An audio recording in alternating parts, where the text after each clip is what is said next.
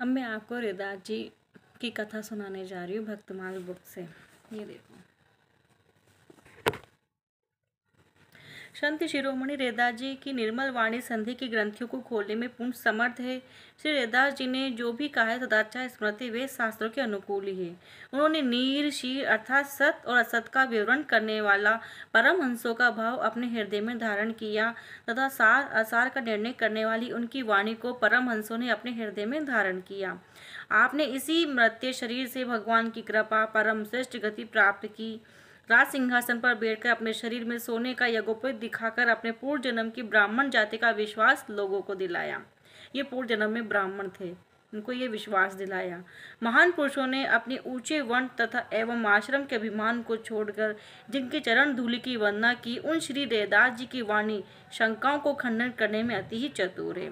अब इनकी कथा इस प्रकार है। आचार्य श्री स्वामी रामानंद जी का एक ब्रह्मचारी शिष्य था।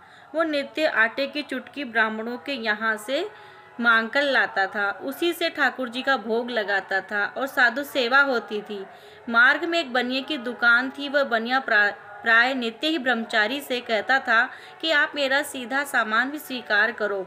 इस प्रकार उसने 10-20 बार कहा, परंतु नियम के विरुद्ध उस बनिए से सामान लेना ब्रह्मचारी ने स्वीकार नहीं किया। एक दिन बड़े जोर की वर्षा हो रही थी, चुटकी मांगकर लाना संभव नहीं था, अतः उस बनिए से ब्रह्मचारी ने जो भी आवश्यक था सीधा सामान ले लिया। जब श्री आचार्य ठाकुर जी को भोग लगाया तो उस दिन प्रभु भोग रोकते हुए ध्यान में नहीं आए। तब उन्होंने ब्रह्मचारी से कहा, कहो आज भिक्षा कहाँ से लाए हो? उसने उत्तर दिया, एक बनिए से। श्री स्वामी जी ने कहा, जाओ पता लगाओ। पूछने से मालूम पड़ा कि बनिए ने किसी निम्न वर्ण की प्रेरणा से अन्न दिया है। अतः काशी में रघु नामक एक चर्मकार था। पूछने पर किसी सज्जन ने उससे कहा कि तुम्हारी भिक्षा स्वामी श्री रामानंदाचार्य जी स्वीकार कर ले तो निश्चय तुम्हें संतान लाभ हो सकता है। अतः विश्वास पूर्वक पुत्र की कामना से उसने ही बनिया के माध्यम से स्वामी जी के पास तक भिक्षा पहुंचाई थी। वस्तुतः ज्ञात होने पर अपने ब्रह्मचारी शिष्य को श्री स्वामी जी ने बड़ा भारी शाप दिया कि तूने मेरी बात नहीं मानी, निम्न वर्ण की भिक्षा ली है, अतः जाकर उसी घर में जन्म लो। वही दूसरे जन्म में श्री रैदास जी हुए। मतलब ये पहले जन्म में ब्राह्मण थे और इन्होंने क्या है, निम्न वर्ग में बिना गुरु की आज्ञा के निम्न वर्ण से भिक्षा प्राप्त कर ली।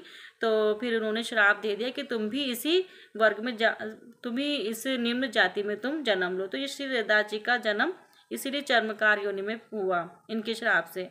माता अपने बालक रैदास को दूध पिलाना चाहती थी, पर वह बालक रैदास दूध पीने की कौन कहे। इन्हें माता का छूना भी अच्छा नहीं लगता था, क्योंकि गुरुदेव की उत्तम सेवा के प्रताप से इन्हें पूर्व जन्म की सब बातें याद थी। इसी समय श्री स्वामी जी के लिए आकाशवाणी हुई कि आपके शाप से आपके शिष्य का जन्म रघु चमार के घर में हुआ है और वह दूध नहीं पी रहा है, उस पर कृपा कीजिए। दयावश श्री स्वामी जी शीघ्र ही स्वयं चलकर वहां आए। बालक के दूध न पीने से माता पिता बड़े दुखी थे।